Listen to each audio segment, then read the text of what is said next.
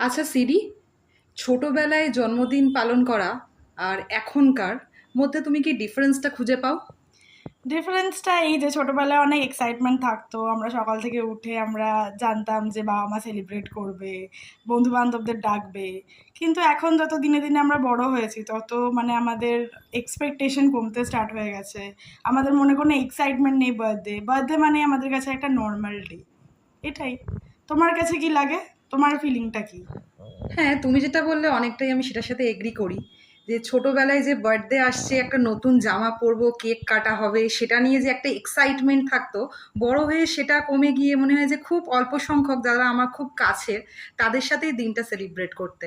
আমার তো এটাই মনে হয়, সেই ছোটবেলার এক্সাইটমেন্টটা এখন আর খুঁজে পাওয়া যায় না। তাই আজকে এই ভাইয়ের জন্মদিন নিয়ে আমাদের এই বার্থডে এর কথাটা মনে লাগলো। সত্যি আজকে খুব নস্টালজিক লাগছে।